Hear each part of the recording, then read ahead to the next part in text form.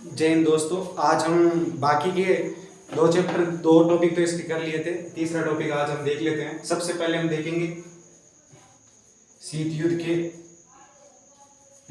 का दायरा।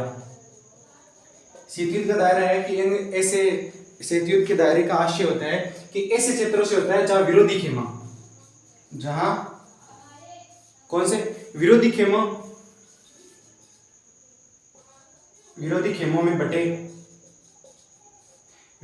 में बटे देशों, याद रखना, विरोधी खेमों में बटे देशों के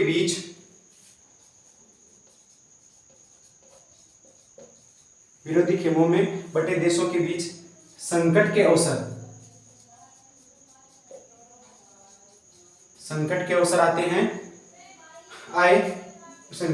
आए और युद्ध हुए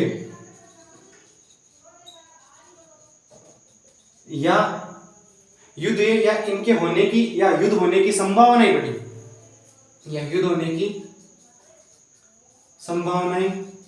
बढ़ी। ये शीत युद्ध का दायरा था। अब आप देखो, इस समय है ना बहुत ही मुश्किल हालात थी बहुत सारे देशों की, जैसे कोरिया हो गया, वियतनाम हो गया, इसके अलावा अफगानिस्तान, इनकी हालत खराब हो गई थी। तो मैं आपको बताऊं, इस समय बहुत ऐसी हालत हो गई थी कि कई बार तो ऐसे मौके भी हुए थे कि इन दोनों गुटों ऐसी स्थिति उत्पन्न हो गई कि ये दोनों गुट कौन से, यूएसए और यूएसएसआर, इन दोनों के बीच में क्या हो, इन दोनों गुटों ने रोक नहीं पाए और बाहरी इन गुटों के अलावा जो अन्य देशों उन्होंने आकर इस पर महत्वपूर्ण भूमिका निभाई। आपको मैं इसका छोटा मोटा उदाहरण बता दूं तो हमारे भारत के उस समय के प्रधानमंत्री नेहरू जी ने, आपको पता है, कोरियाई संकट के समय में उन्होंने महत्वपूर्ण भूमिका निभाई थी। इसके अलावा कांगो संकट हुआ था, कांगो संकट में यूएनओ के महासचिव ने महत्वपूर्ण भूमिका निभाई थी।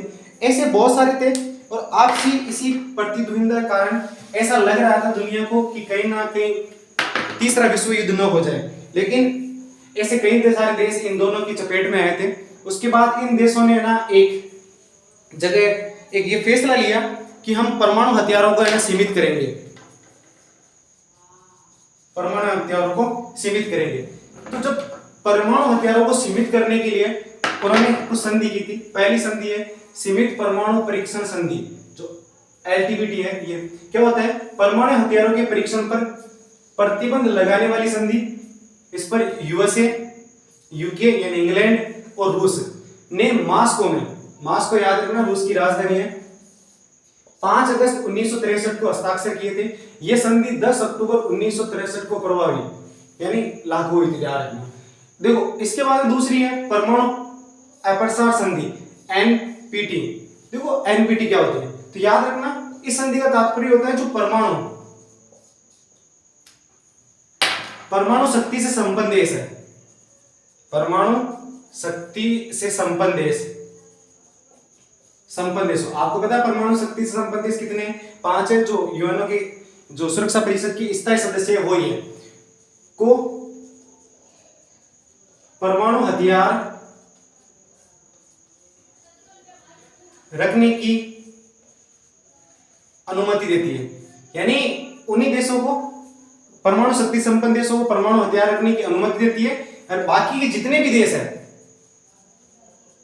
आपको पता है परमाणु हथियार संपन्न देश 5 देशों की हम बात करें, इसमें यूएसए आता है, यूएसएसआर आता है, इसके अलावा फ्रांस आता है, चीन और यूके यानी इंग्लैंड, ये 5 देश हैं। यानी इन परमाणु शक्ति संपन्न देशों को परमाणु हथियार रखने की तो अनुमति देता है कौन सी संधि, परमाणु अप्रसार संधि।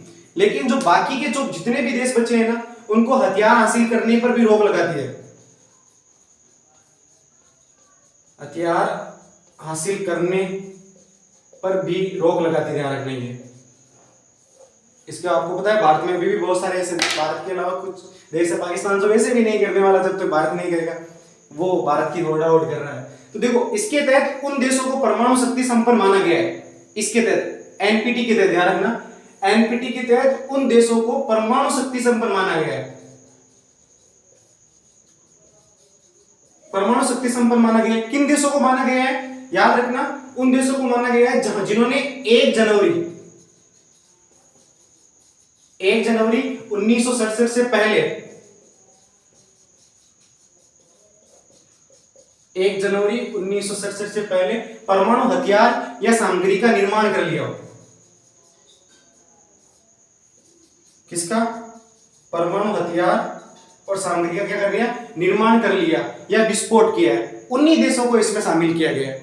याद रखना वो 5 देश है जिसमें यूएसए, यूएसएसआर, फ्रांस, चीन और यूके। देखो आगे की मैं बात बताता हूं। 1 जनवरी 1968 की बात। 1 जनवरी 1968 को वाशिंगटन, आपको पता है वाशिंगटन यूएसए की राजधानी है, लंदन, मॉस्को में हस्ताक्षर हुए इसके लिए, ये याद रखना, इनमें हस्ताक्षर हुए और ये संधि 5 मार्च 1970 से प्रभावी हुई।